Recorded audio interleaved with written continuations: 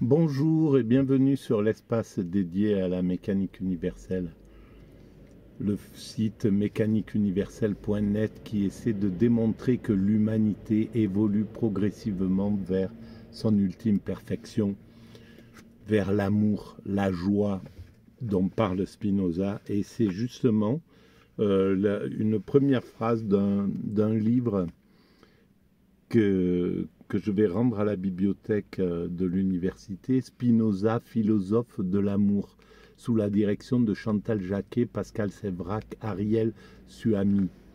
Et donc Andrés Martens, l'amour, cause et concomitance. Donc je lis un peu et puis je vais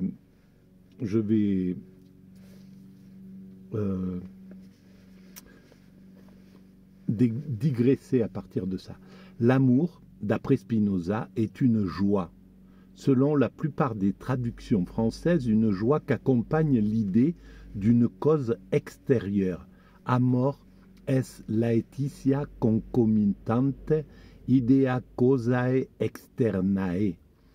S'agit-il d'une joie accompagnée de l'idée d'une cause extérieure ou bien d'une joie causée par une cause extérieure? Eh bien voilà, on va partir sur ça. Et à mon avis, la joie dont parle Spinoza, c'est une joie extérieure, bien sûr, mais causée par une force extérieure. Et la force extérieure, c'est le divin, bien sûr. Parce que Spinoza, même s'il dit que le divin est dans la nature, que le divin est dans la création, qu'en fait le divin... Bon, c'est un peu le... Il faut que je sorte de cet endroit-là. Voilà, d'abord c'est la première étape pour avancer dans la vie, sortir des ornières. Voilà, donc pour Spinoza, à mon sens, hein, c'est mon point de vue. Alors, c'est un point de vue atypique. Il faut bien penser, bien voir la chose comme ça. Apparemment, je serais du côté des TSA, des troubles du spectre autistique, ce qu'on appelait avant l'autisme Asperger, ou qu'on appelle encore en somme les doubles exceptionnalités. Voilà. En tout cas, il y a une façon de penser atypique. Et donc, il faut bien tenir compte de cette idée, voilà, de cette base. Apparemment. Et là, justement, je vais porter les papiers. Il y a un centre qui s'appelle l'AN, je ne sais pas comment on prononce. Je pense que c'est un peu dans tous les hôpitaux, et qui sont chargés de faire la détection quand on a, après avoir fait des détections individuelles et personnelles, d'affirmer ou d'infirmer la réalité de cette particularité. Voilà. Et alors, je pense que là, il y a un gros embouteillage dans ces centres, parce que il y a plus de presque 2 ans d'attente. Enfin, c'est quelque chose d'assez inouï quand on y réfléchit, et qui fait que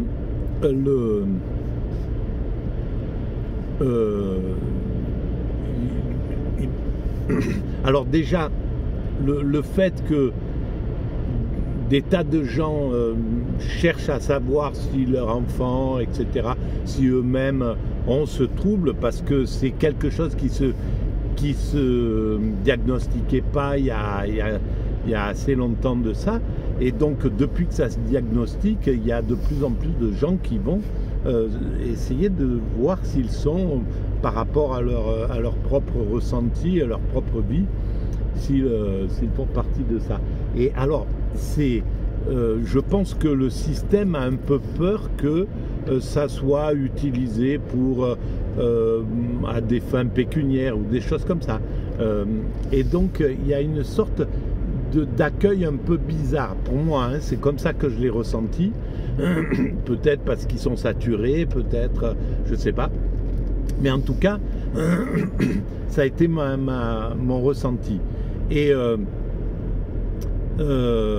c'est un peu dommage parce que je pense que pour la plupart, c'est une bénédiction de savoir simplement, de comprendre, de mettre une logique à des années de souffrance.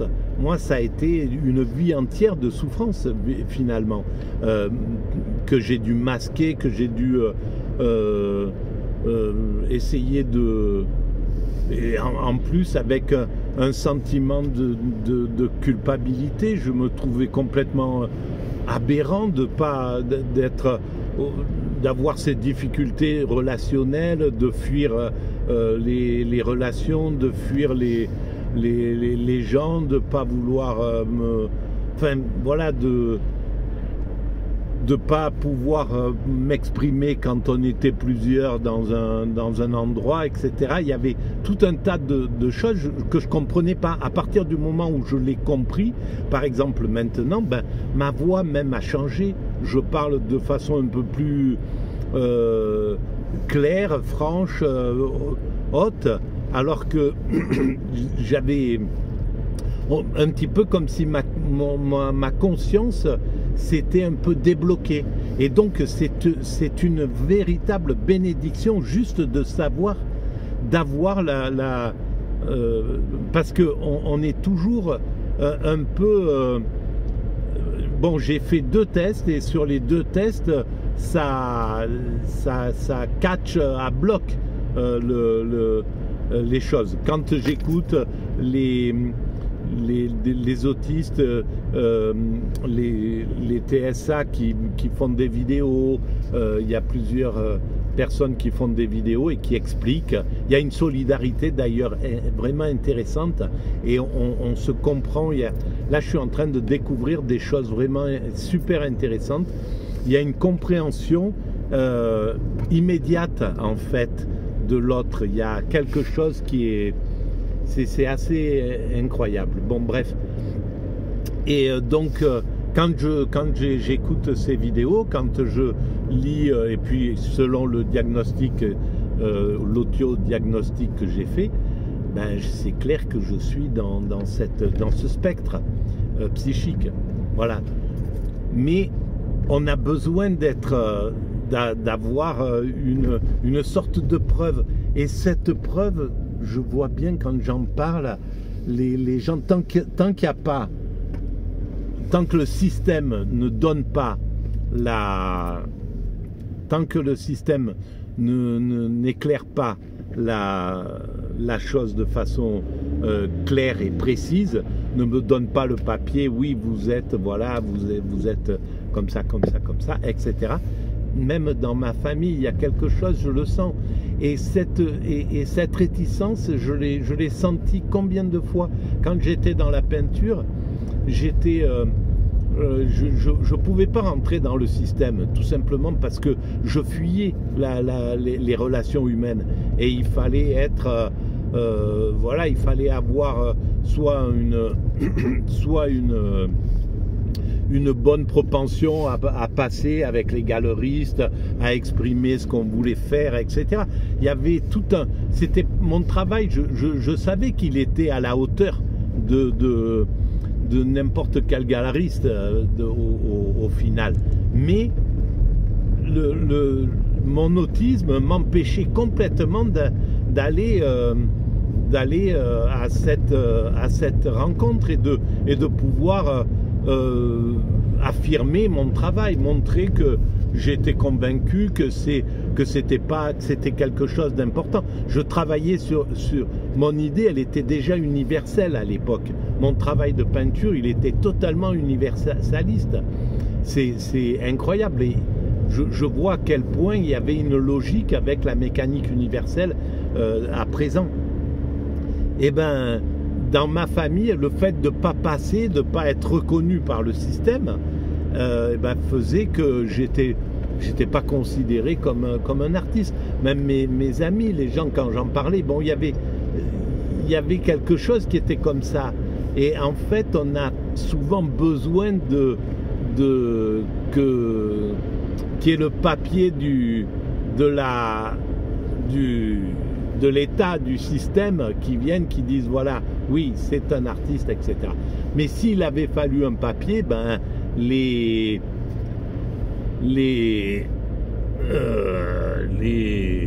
Van Gogh, combien d'artistes ne l'ont pas eu, ce papier-là? Combien d'artistes n'ont même pas vendu de toiles de leur vivant? Moi encore, j'avais la chance de vendre en pagaille des tableaux, mais donc ça m'apportait une petite satisfaction, bien que ça soit pas le critère, un critère vraiment important de vendre. Au contraire, ça démontre autre chose peut-être, justement, quand... bon bref, mais ça allait dans le travail que je voulais faire, qui était... voilà, dans la philosophie de mon travail de peinture. Voilà. Et donc, je vais reprendre la vidéo. Et donc, voilà, il y a ce problème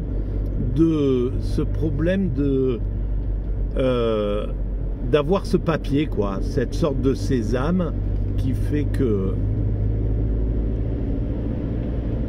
Allons-y. Voilà, cette sorte de sésame qui fait qu'on est voilà, que les gens vont, après ils discutent pas, et c'est quand même vraiment hallucinant, parce que il y a ce côté-là, et justement c'est ça, l'atypisme n'est pas dans les normes et refuse ce genre de choses la plupart du temps. Voilà, et donc il y a quelque chose dans cette façon de penser atypique qui est super important. Donc il y a au GEM, il y a une sorte de groupe, ce GEM, et donc il y a un chat, donc on peut dire on peut parler, communiquer ensemble, etc. Donc je suis arrivé sur ce GEM, là on m'a envoyé le lien, le gars qui l'organise, et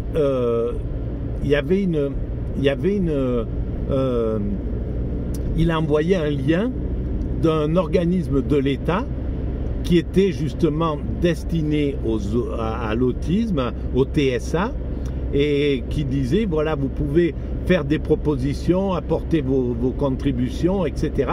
sur des plans, etc. Donc je suis allé voir ce site de l'État, et alors il y avait 5 ou 6 questions, enfin 5 ou 6 propositions, et on devait répondre sur ces propositions.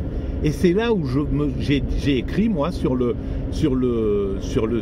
site, mais ça veut dire que l'État ne comprend absolument pas la particularité des